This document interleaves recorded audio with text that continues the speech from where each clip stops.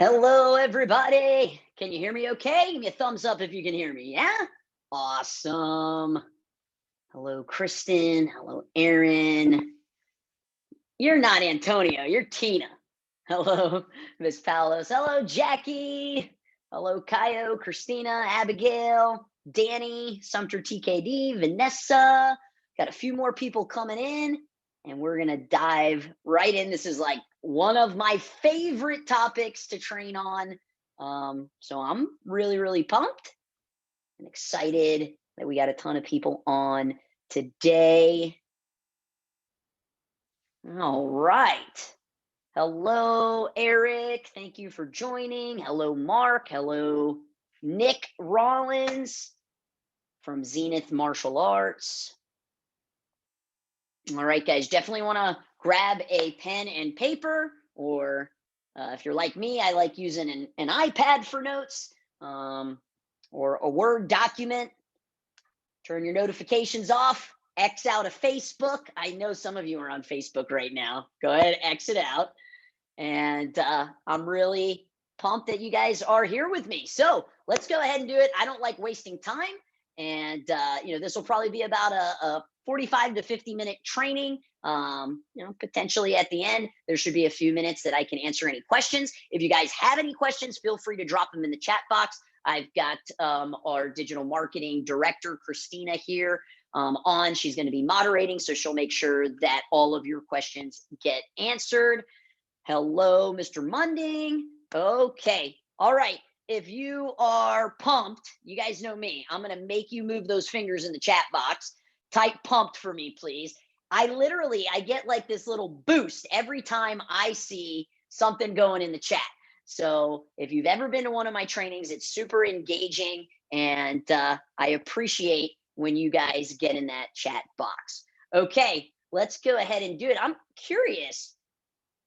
My very first speaking gig in the martial arts industry was back in January of 2019 at Steven Reinstein's Market Muscles conference. It was his very first Market Muscles conference. Was anybody on the call? Were you there? All right, Eric, you were there? Awesome. Okay. And then I had such a great response from the keynote that I actually did a 8-week customer journey map course. And my goal for you today is that you are going to have all of the necessary tools to create your own customer journey map. And if you're like, Chris, what is a customer journey map? Don't worry, we're going to break it down. I am in the middle, my first edit of my very first book that is not co-authored, called The Best Known Dojo. Should be out next month. And I've already started the process of writing my second book, which is called The Customer Journey Map. So there will be a full book on this. If you dig the training, definitely check out the book. Jackie, I love the little smiley face. Thank you so much. And Jackie said it was an awesome course. Okay, guys. Hello, Amanda. Let's go ahead. Hello, Amaron. Let me share my screen and let's dive in. We're 3 minutes in, so it is time. Okay, so the customer journey. Like I said, I spoke about this at the Market Muscles conference. I did an actual course on it as well. And what I have really recognized as my companies have grown, so I own 4 companies, and I also work for Maya, that simplicity scales. And one of the ways that I was able to become an offsite owner was through this customer journey map. And we really just need to make sure we're keeping our business simple. Oftentimes we have all of these great ideas. This was feedback that Mr. Metzger gave me. It was like, C-Rod, he calls me C-Rod. Those are great ideas, but it's not simple and it's not scalable. And this, once you go through and you do the work, this will allow you to become scalable. And there's really only 3 things we've got to do in our business. And this is straight from Tony Robbins. If you follow Tony Robbins, he says you got to get clients, you got to get your clients to pay you more, and you got to get your clients to pay you more often. And what I believe happens with our team and with ourselves is that we are focused so much on our internal systems and how we perceive the journey that our students go on, that we really don't take the time to look at what they are feeling. So I love martial arts, but I'm not a dancer. If my wife came to me and said, I really want to take ballroom dancing lessons, or God forbid, Zumba or something like that, I know that on the way, let's say she booked a date for us to do that. On the way, my palms would be sweaty. I would be nervous. As we pulled in, I'd be looking around, seeing like, who's here? Do I know anybody? Are they going to watch me look like a fool dancing? I'd be walking up and my hand would probably be shaking a little bit before I came in. And I think oftentimes we forget what that's like for somebody's very first time coming to a martial arts school. And I'm a BJJ and MMA school, and MMA, sometimes gets a bad rap. It's violent, the UFC. So when we position ourselves and we really look at what is the customer going through, you're going to be able to create a more valuable experience. And we know if people are given a valuable experience, they stick around longer, and we're going to be able to increase our revenue from them sticking around longer. Okay. All right, let me come back and share the screen. So this customer journey is really going to outline the systems through the eyes of your customer. And this is going to be recorded. That doesn't mean you shouldn't take notes. There is something that physically transfers when you go down pen to paper. So still do that, but you will get the slides, and you will get the image of our entire customer journey map and what that looks like in our school. Now, does that mean yours is going to look exactly the same? No, but we're in the same industry, right? So there is going to be a lot of overlap. So it's going to be a really great foundational tool for you to use. So in order for us to create our customer journey map, we've got to do 4 things, okay? The first thing we've got to do is we got to identify the stages that our customers go through. And there's 6 of them, and I'm going to walk you through that. And then we need to identify what I call moments of impact. I've got later on in the keynote here some really big moments of impact, which I just consider like defined moments that when I think of like my martial arts journey, what really, really sticks out. Okay.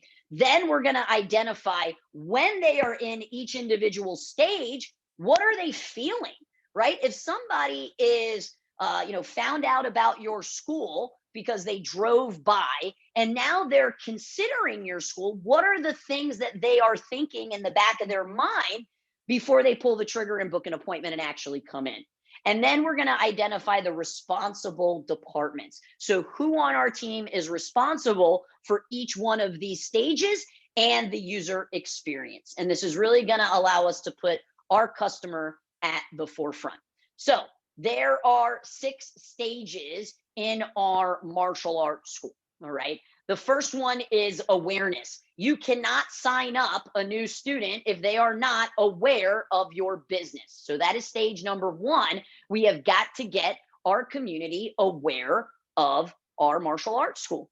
Then once they're aware, how do we move them to consideration? How do we get them to consider our school versus your competitors, which honestly, I really don't give much thought to my competitors. If somebody opened right next door, I'd be like, awesome, we're going to crush you. But really, it's more of the consideration of why choose martial arts over other extracurricular activities. And for me, my son Cruz, he's 15 months old. We have a pool in our backyard. We got it, fenced in, gated in, but we're in Florida. There are bodies of water everywhere. Swimming skills is a life skill. And I look at martial arts very similar to that. Okay. I think everybody that's a parent would agree your child needs to have the ability to swim, because there will be a time in their life where they are going to meet a body of water. And I believe it's like the #1 cause of death in children under the age of 5, something like that, some kind of crazy stat. So we've got to make sure that they understand that martial arts is just like swimming. And that's how we can get them to, one of the ways we can get them to consider choosing martial arts over extracurricular activities. Then we have the purchase stage. And this is where everybody gets really excited. This is when you sign up a new student. I would kind of think of trials more at the consideration stage. And guys, I'm going to hit like every single one of the moments of impact that are in each one of these stages. But what often happens is once, and I think this is the biggest issue that most school owners have, once we get a new student, what do we immediately try and go do next? We try and get another new student, and we try and get another new student. And we don't really focus on that back end, right? We're so focused on the front end that we don't focus on the back end.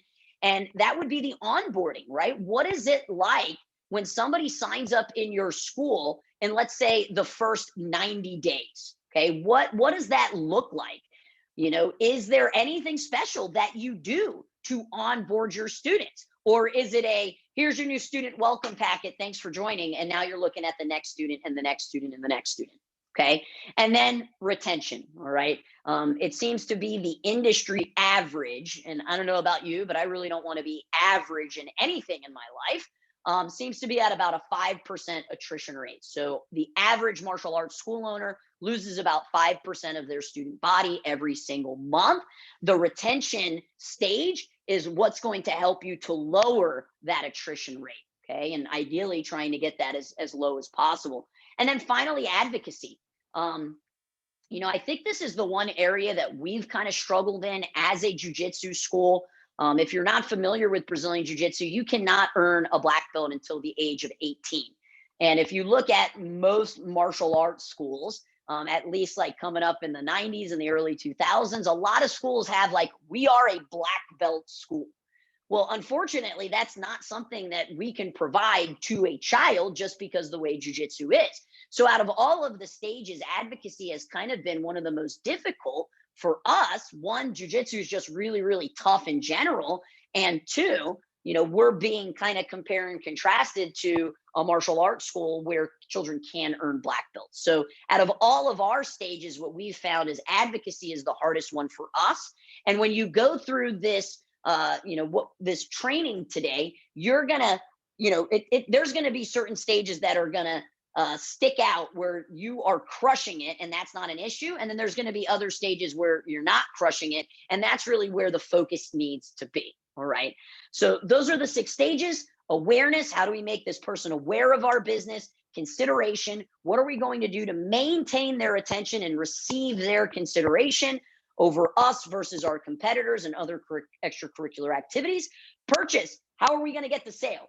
What does your sales process say?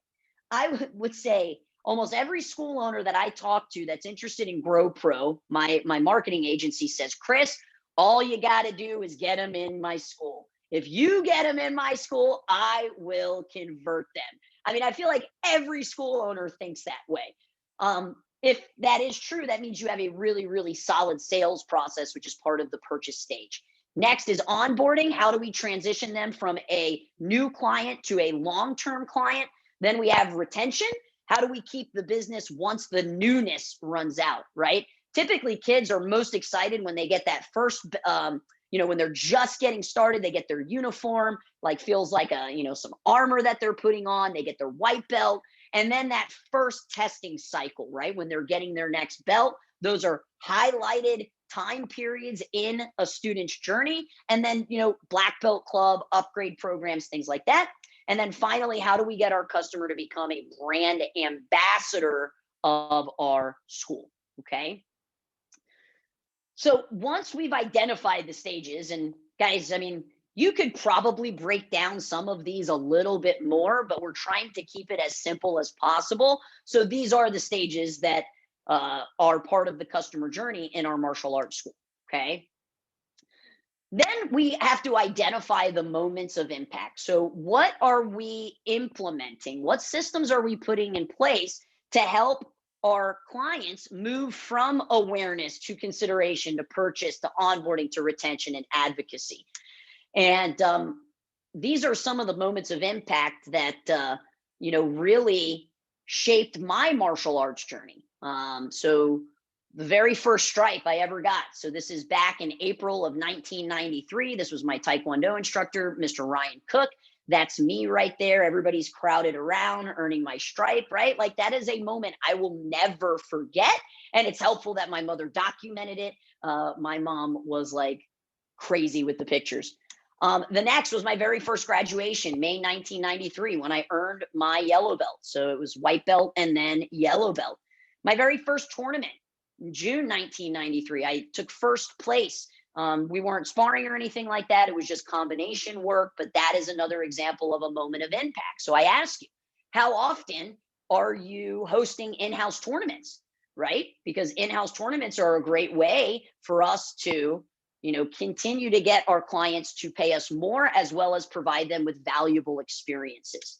Another moment of impact was my very first seminar. It was a John Chung seminar in January of 1994. Great experience there. My first high rank when I got my red belt, when I got my black belt in April of 1996, and when I took my very first staff picture. That was a huge milestone for me, getting to officially be on the team, right? So those are just some examples of the moments of impact that really shaped what my journey was. And we've got to make sure that we're implementing as many of those as possible for our customers. And what's cool is that there's ways to automate some of this stuff, right? Because if it's not automated, then it just becomes a really, big kind of project for us to do. So if you had to kind of like break down what my personal journey was, how did we find out about the Taekwondo school? We walked by it in a strip mall. It was in a strip mall. We were going to another store. I think it was a Blockbuster, checking out videos, and there was the martial arts school. How did we consider it? They offered a free intro lesson. I'll never forget, it was with Mr. Chin. They had a little card that they took notes on depending on a physical test that you had to do, like how many sit-ups, can you stretch, how many punches and kicks. They rated you as well, and that's how they decided if you were ready for the programs. This was a Junri Institute of Taekwondo. Why did my parents purchase? Because I was so freaking excited. They could see it, they could feel it. And then what did the onboarding look like? Well, within a few months, I was recommended to the Black Belt Club. And this particular school meant you could wear a red uniform. And I wanted that red uniform. I really wanted the black uniform, which was the Masters Club uniform. But I knew I had to get that red uniform first. And then why did I stick it out? Well, because I loved the extrinsic rewards. I mean, what kid doesn't love earning stripes and belts? I loved competing in tournaments, which not everybody does. I loved assisting. So part of earning higher ranks in this school is you had to assist classes and help out. You had to earn 30 assists in order to go from red to brown, and then brown to brown belt, black stripe.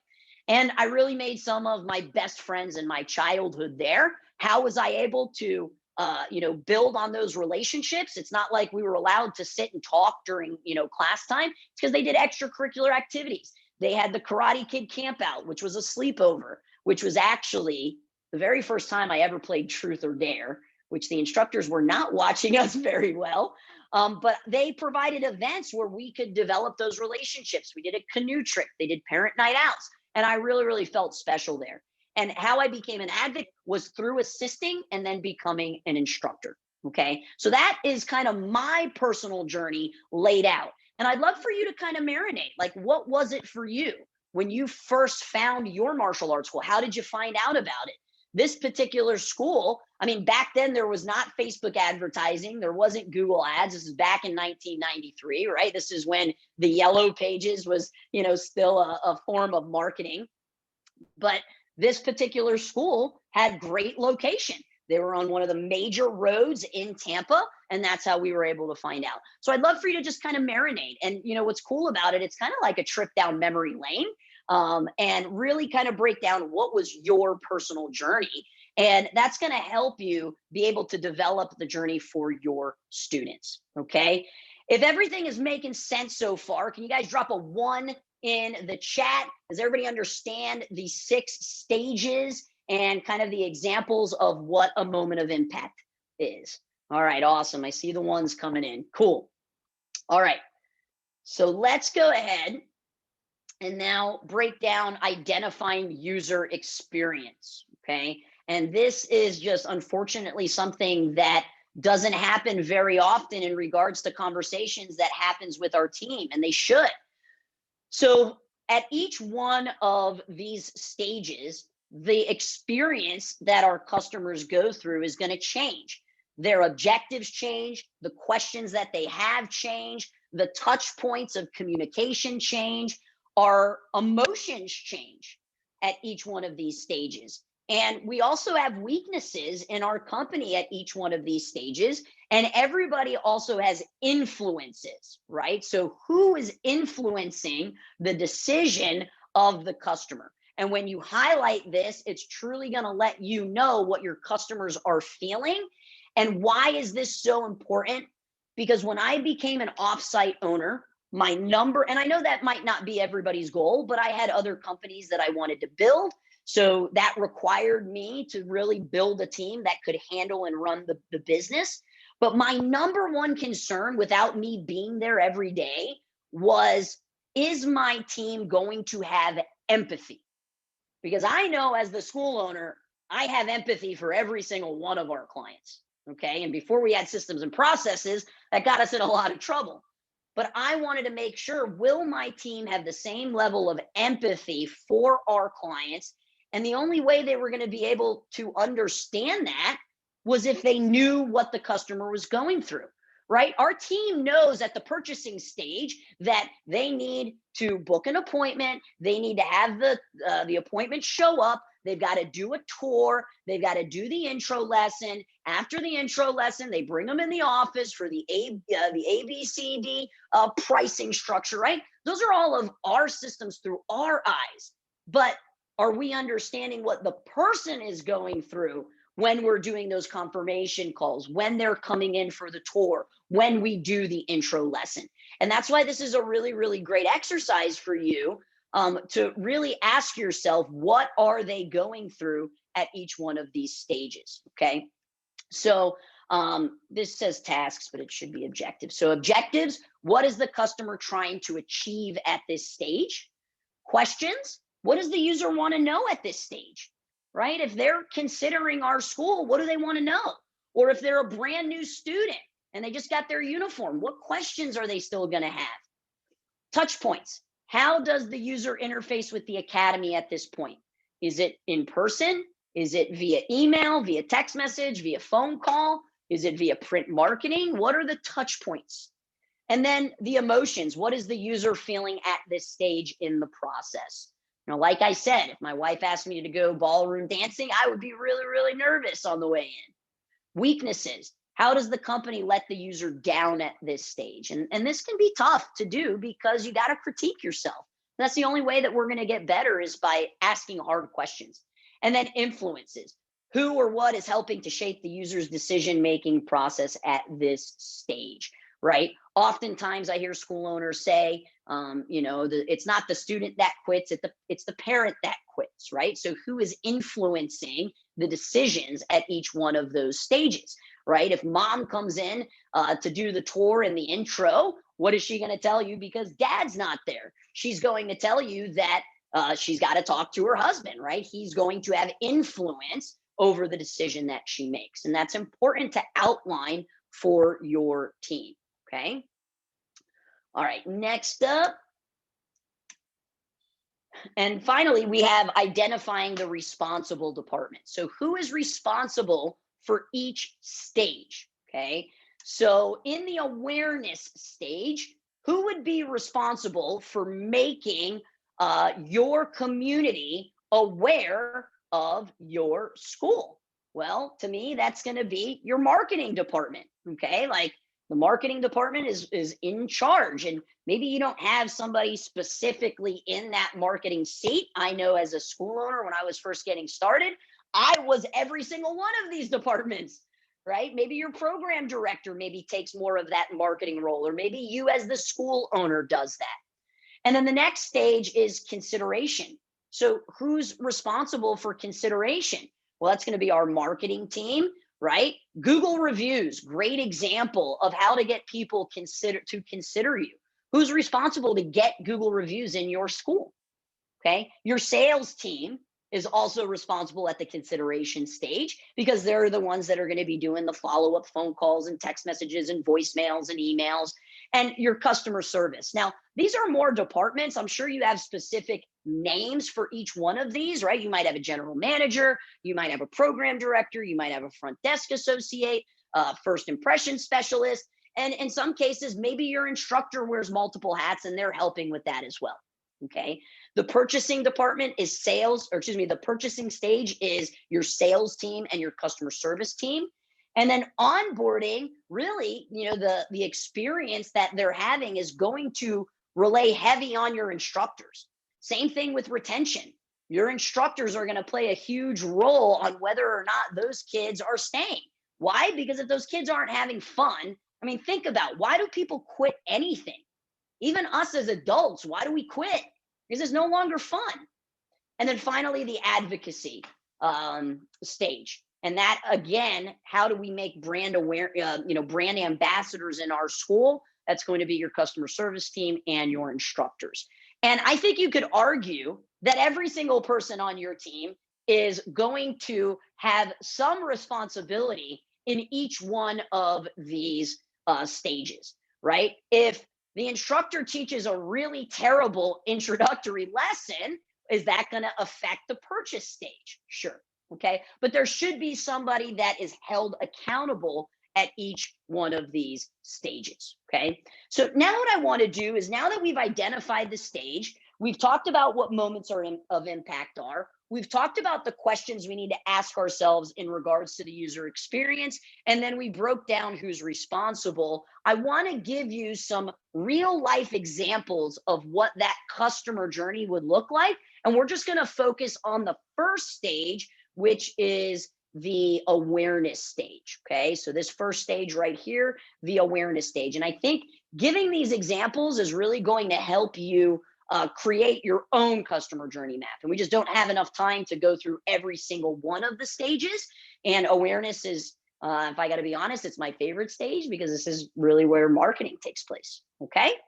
So let's go ahead and dive in and look at, what potential moments of impact can sway a prospect one way or the other. All right. So how do we make this person aware of our business? Well, if you've done any training with me, I speak until I'm blue in the face about the 7 levels of marketing. Actually, in September, I'm going to be doing a webinar. So if you haven't ever done a training with me on the 7 levels of marketing, that's a great option. And why do I believe that this is or needs to be a staple for every single martial arts school in terms of their marketing? Well, I'll give you an example. I know some of you, Amanda was there, Howard was there, Dallas was there, Tina was there. In Dallas, when I brought Mr. Tossel and Mr. Pendergrass up on the stage, and I took a garbage can and I put the garbage can at the end of the stage, and I gave Mr. Tossel, I crumpled up some pieces of paper. I gave him 1 little ball crunched up, and I gave Mr. Pendergrass 7. Okay. And I asked them to take a shot and go into and try to get it into the garbage can. Well, Mr. Tossel did not get it in. And Mr. Pendergrass, I think, got 3 out of the 7. And it's just a really great example of a school that only focuses on having one marketing strategy. They put all of their eggs in one basket. They say, okay, this month I'm just going to run Facebook ads. Well, what if the Facebook ads don't give you the return that you wanted? Well, you're kind of screwed for the rest of the month. But if we do multiple levels of marketing, not all of them are going to hit, but you just have more opportunity. And we especially just don't want to put all of those eggs in one basket. So that's where the 7 levels of marketing come in.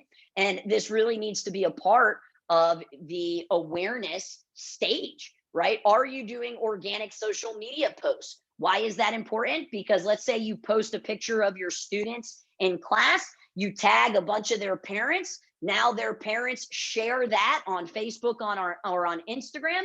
And now literally thousands of people in your community are seeing it if they're friends with that person. That is an awareness tactic. Okay.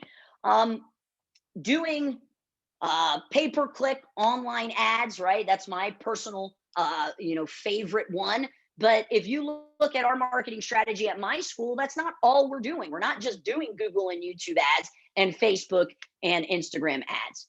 Your website is going to play a huge role in converting traffic.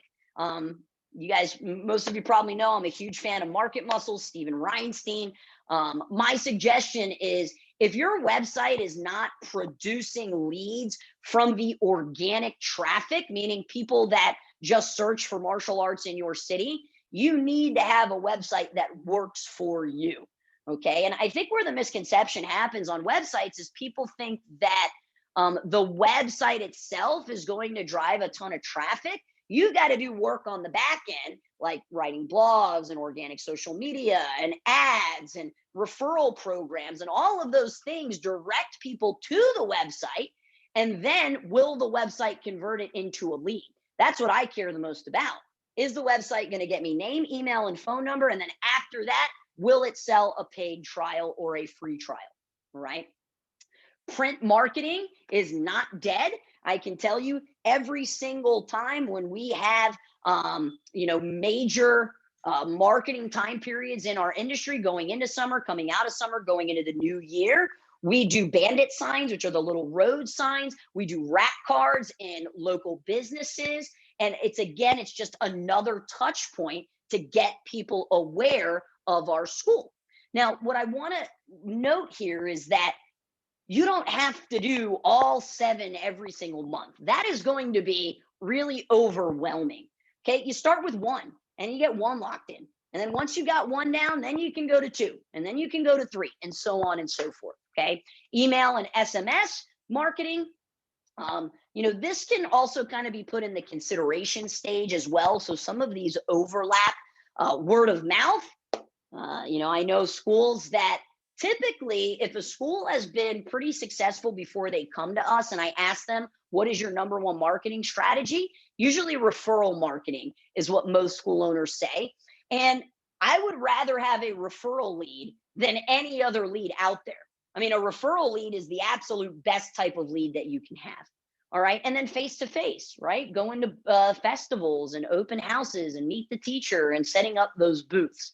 Okay. So those are just some examples of what would live inside of your awareness stage. Okay. So organic social media, curating content, posting daily, tagging customers, pay-per-click and online ads, Facebook, Instagram, YouTube, Google.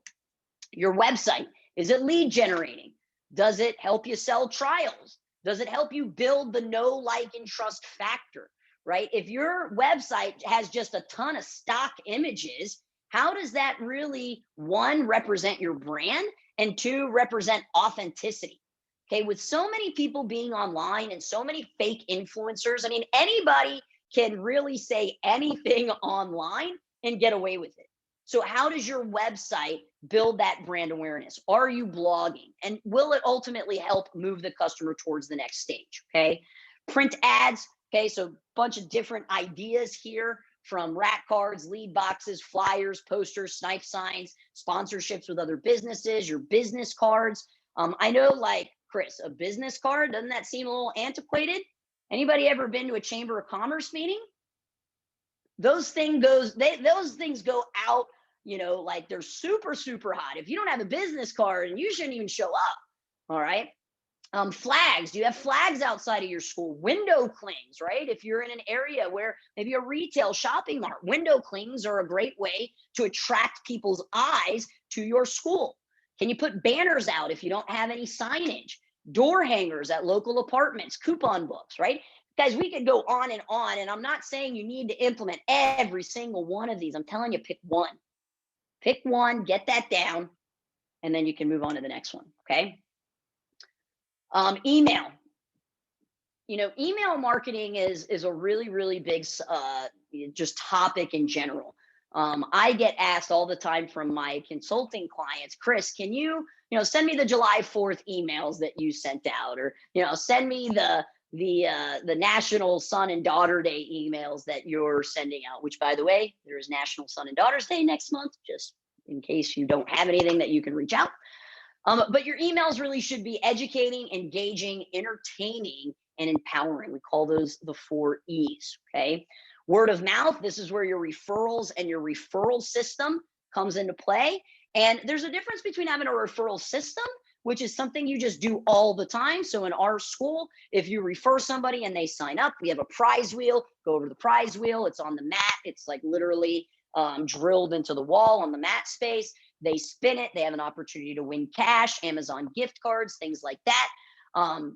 But we also run referral contests. And that would be like a short period of time, maybe 4 to 8 weeks, where we are going to be going really hard with the buddy passes or the VIP passes. And we're going to have a larger grand prize. Maybe we've done a TV, we've done a PlayStation, we've done an Xbox, we've done an iPad. So a referral system and a referral contest are 2 different things. And then the question I have for you is it visual in your school? I know a lot of people that say, yeah, I have a referral program, but nobody ever refers. And my first question is, well, how do they know you have a referral program? Did you just tell them when they first signed up? And when they first signed up, did you like word vomit every amazing thing about your school so it went in one ear and out the other? Right? We've got to make sure that that referral program is visual. And then face to face, right? These are our booths, our festivals, our school talks, our partnerships in education, any sponsorships with local businesses, special events. Maybe you do a parent night out event and you allow any student that signs up to bring a friend for free. It's a great way to get more awareness. Birthday parties, excellent way to get more awareness on your school, as long as you enjoy doing them, which me personally, not a huge fan of them. Chamber of Commerce, corporate drop-offs, and then mass intros, okay? So this is just kind of an example of what could potentially fall in this stage of awareness. What are the different things that you do to gain awareness? Okay. And those are the moments of impact. I told you for my journey, the moment of impact was walking by. All right. They were in a great location, and that can help with awareness. Okay.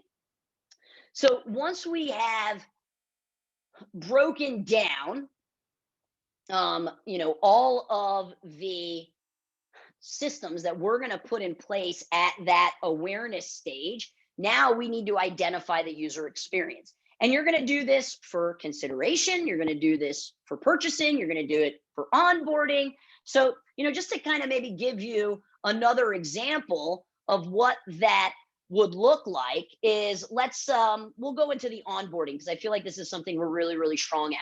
So when a new student comes on board, we have autoresponders that automatically go out. So we have emails and text messages. So we mark them as a new student, and it triggers emails and text messages that will actually go out for the very first entire year that they're with us. We call it our new member sequence. Okay. So they get an email every single week, and they also get spread out text messages on some of the larger, more important items that we share with them.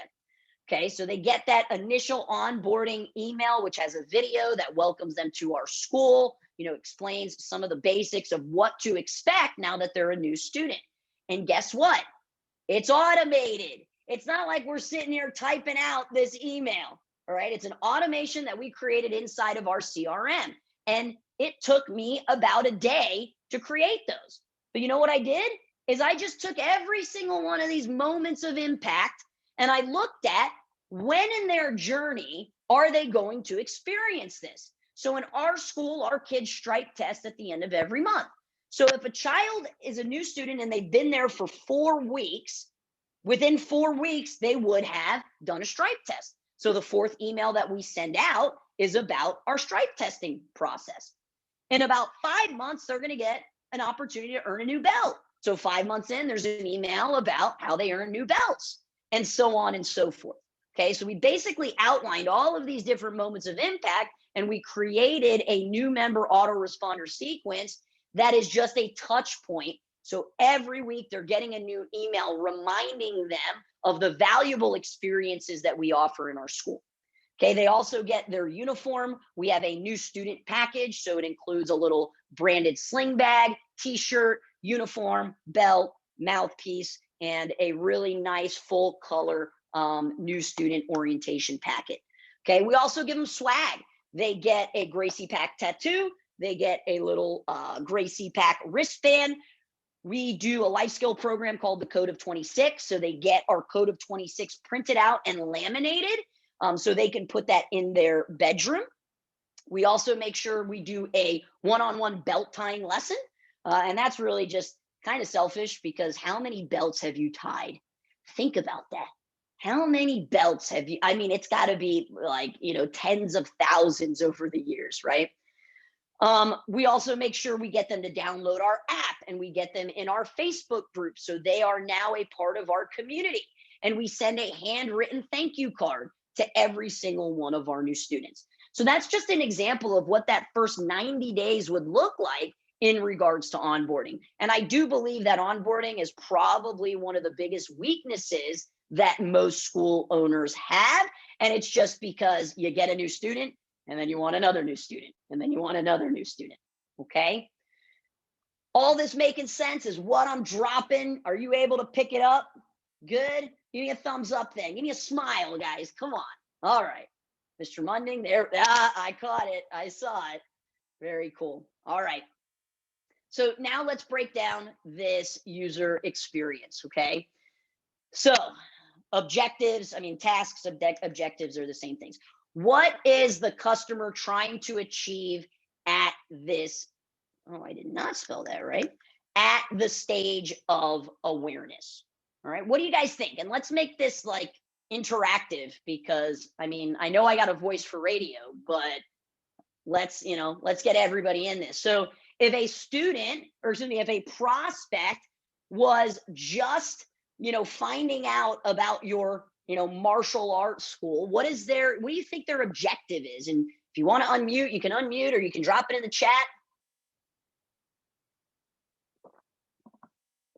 What question, or not questions, but what is the objective that they are going to have? And I guess you would really need to look at this through the eyes of the parent if we're talking about a kid. What do you guys think? Mr. Lawrence. Is karate something right for my child, or is this studio the one that I'm looking for? 100%. Yeah. Is this studio going to be able to provide whatever it is I'm looking for? And everybody's looking for something different. Like Kristen said, are they looking for fitness, wanting to build confidence, respect, or focus? And that is so huge, guys. I know one of the things that my manager has to work on is she can do a tour in her sleep. And it's actually not a good thing because it's so automated. And we've been working really, really hard to make this a tour that's unique to the needs of the person that is coming in. So when we're hitting, we have like stations that we hit. Now, I've got about a 5,000 square foot facility. So it's pretty large. And a tour needs to be a part of it because they need to know where everything is. Depending on the size of your studio, that, might not make 100%. But she was becoming so automated that she was forgetting to take what the client was really looking for and infuse that into the tour. Okay, so great responses to decide if their goals meet the studio offering. Perfect. Thank you for participating. It's so much more fun. So much more fun when we participate. Okay, so questions. What does the user want to know at this stage? Okay, well, one thing that's going to be really important, unless you still do Zoom classes, is this facility a place that I can actually get to, right? Like, is this facility, maybe their Facebook ad targeting was wrong because they did not hire GrowPro and they hired some other marketing agency, and that agency is advertising 50 miles away.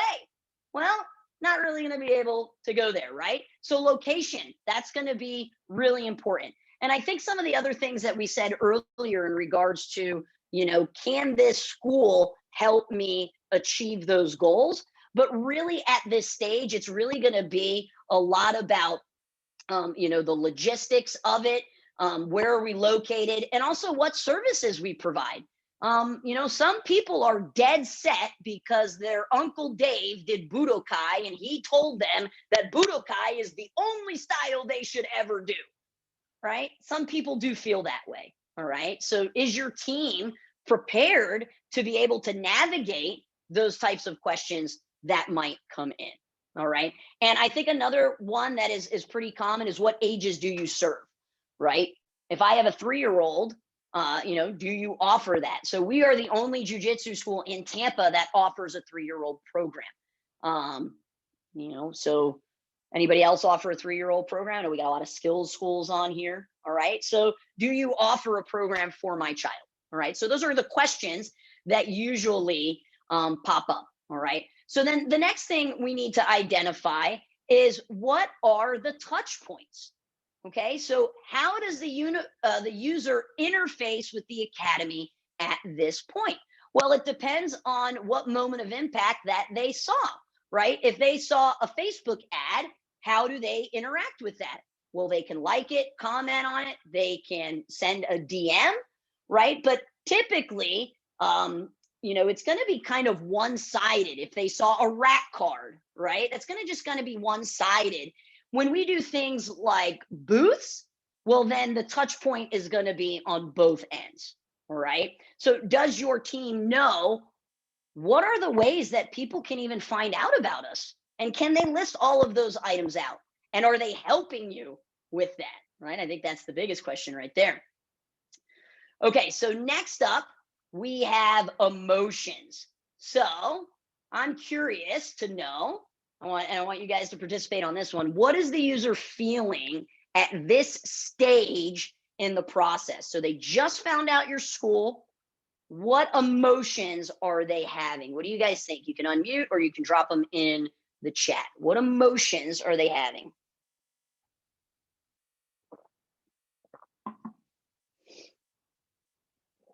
Bueller? Bueller? Okay, I'll go. All right, Jackie. Okay, so emotions are, they're nervous, they're uncertain. In some ways, they're overwhelmed because there's a lot of information going on.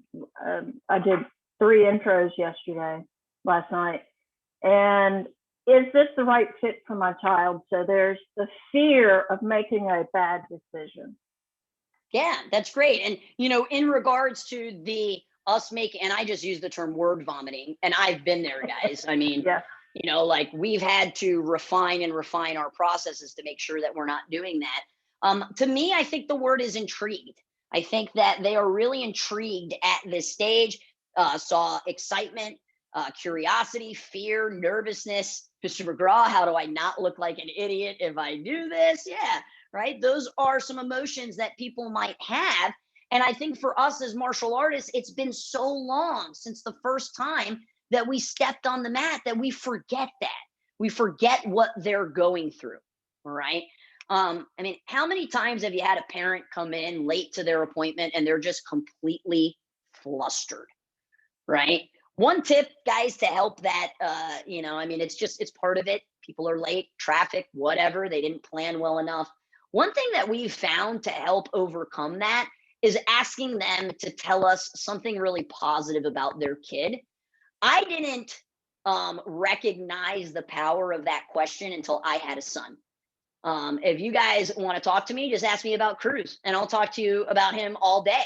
Right. So if you do have parents that are coming in and they might not be on that same wavelength because maybe their dog died that day, a kind of good reframe is just to ask them, why don't you tell me something that your kid really excels at, something that they're really good at, something that they're passionate about.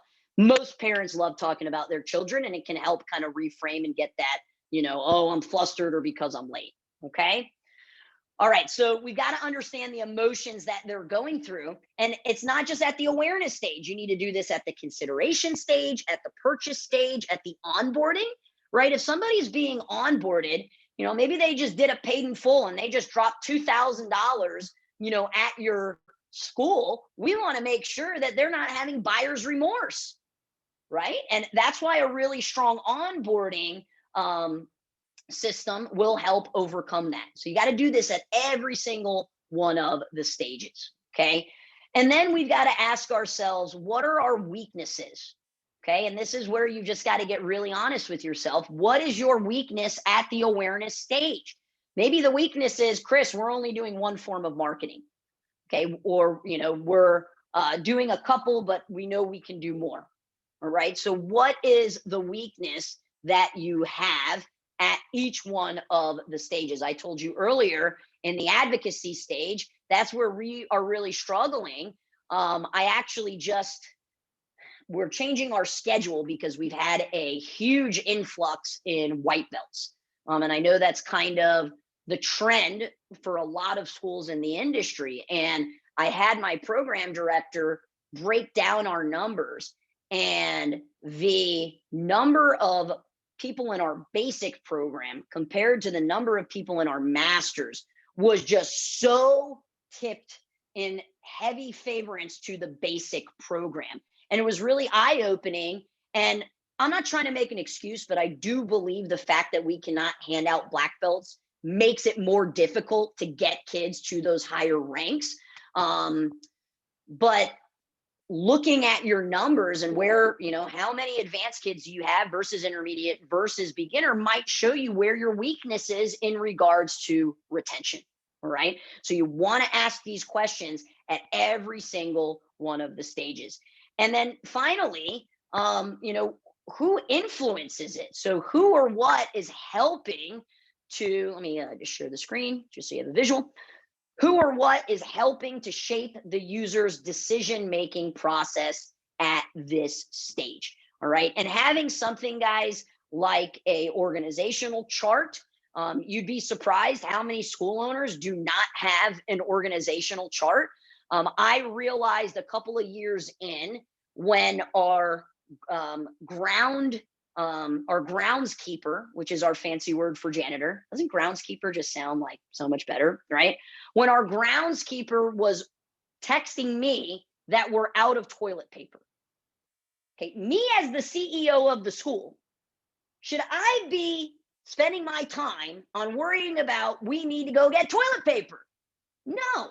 And the only reason why they reached out to me is because we didn't have an org chart at the time that says, hey, if we're out of stuff, this is the person that you go to. All right. So having that organizational chart is really going to help you choose who is responsible in each one of those departments. And then to answer the question of the influences, right? Who is going to influence the prospect at the awareness stage?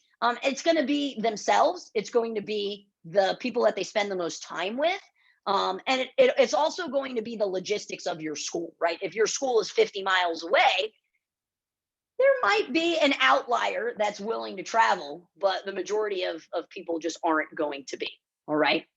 So this is what your homework is. And again, I am going to, you're going to get a copy of this. We're going to do a post fulfillment on this tomorrow, but this breaks down the stages, right? The 6 stages, the moments of impact that we use in our school, the user experience and what questions and touch points and emotions are they going through, and then who's responsible, what department is responsible for each one of these.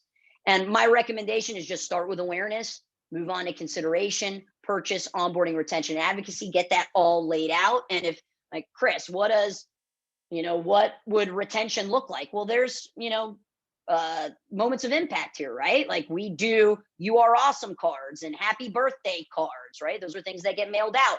They get extrinsic rewards such as patches on their uniform besides just their gi and their belt, upgrading them, having them starting to compete. We have a leadership ladder. So part of our storm team, there's specific levels that they can earn, having them do a birthday party. So these are just all examples. So if you're kind of like scratching your head, like, man, I'm not really sure what the consideration stage is going to be, this is our actual customer journey that we use in our school. And it's just a framework, guys, to help you really improve the customer experience. And, I don't know if that sounds like foo-foo or whatever, but like, that's why people stay or leave. It's based off of the experience that they're having. And laying this out is going to make it front and center in your team's mind. And, the customer journey map was my answer to becoming an offsite owner and not worrying, is my team going to have empathy for where they're at? And do they also know, like, this is our process to get kids from, day one to instructors. This is every single stage that they're going to go through to become advocates and brand ambassadors of our school. So hopefully you feel like you have enough tools to be able to create your own customer journey. And if you want GrowPro just to handle the online portion of it, we offer a free marketing audit, growproagency.com/survey. I can't handle your print marketing. I can't handle your website, but I can handle your paid online ads. So what your homework is to outline each one of these stages and really present this to your team so that they are looking through the eyes of the customer. Okay. All right, guys, we got a couple of minutes for questions. Ms. Palos, Chris, do you have automated videos as well as emails and text? Great question. So this is what everybody wants, is automated text message videos, and it's just not possible. So what you can do though, is you can send an automated text message with a link to either a YouTube video or to a Vimeo, or maybe to a landing page, right? So we have a welcome video that when somebody books an appointment, they get an automated text message. It has a welcome video explaining what, you know, they're going to experience, and that's automated. But the only way you can actually send a video via text message is if you manually do it on your cell phone, and that's pointless because that's not scalable. Okay. Jackie, we implemented your Google review idea. I know for certain at least 4 people have chosen us based on those. Yeah, guys, don't sleep on Google reviews. When people are in that awareness stage and they're looking for martial arts, it's just human nature. One school has 100 5-star reviews. One school has 20. What are they going to click on first? It doesn't mean you're going to get the purchase. It just means that you're going to get the first at bat. Okay. All right, guys, any other questions? I have a quick question. Yes, ma'am. What do you use for your auto SMS? Are you using your CRM or are you using a separate program? Yes, we use a CRM. Most CRMs can do that. If you are using a CRM that cannot, I'm going to tell you to run. I mean, you have to have the ability to send automations because it's just not scalable otherwise, and human error is going to forget. And I mean, to be frank and honest, like sometimes the automations don't always work because sometimes technology doesn't always work. So that's, you know, it's not 100% foolproof, but like if I told my team, like well, we're doing summer camp this week. All right. And it's just crazy busy. It's busier than, you know, normal. And my program director is there, and, you know, she's there at noon and has her, you know, daily to do. But let's say she's going to send that confirmation text because it's not automated, and, you know, a kid, you know, falls and bumps his knee, and now she's got to go get it's just life gets in the way. And that's why automations are just so powerful. So yes, we send it through a CRM. We are currently using Pulse, which, you know, full transparency, it's still in beta. You know, so if you are a Market Muscles client, it, you know, really just kind of makes sense to connect the two. And if you're not a Market Muscles client, what I have found is there are CRMs that are too simplistic and are so customer centric based that they don't focus on the prospecting aspect. Then you have CRMs that are so overly complex. It's like taking a rocket launcher to an anthill, and it's just so overwhelming just because there's so much. And I feel like Stephen really found the answer in regards to finding a middle ground, but it is still in beta. So you have to know that if you go into a beta program, like it's not fully ready. So there are going to be bugs, there's going to be issues and stuff like that. But it doesn't, guys, you got to find the right CRM for you, right? But if your CRM does not have the ability to send automated text messages and emails, that is not the right CRM for you. Okay. All right. Any other questions? Yes. And Tina, Pulse is now open for everyone, which is great. All right. Awesome. Can everybody just have a little fun with me? Just put your hands up like this and just go whoop, whoop. Hey, awesome. All right, guys, I appreciate you so much. Next month's webinar, I completely forgot what it's on, but it's going to be awesome. So you should be there.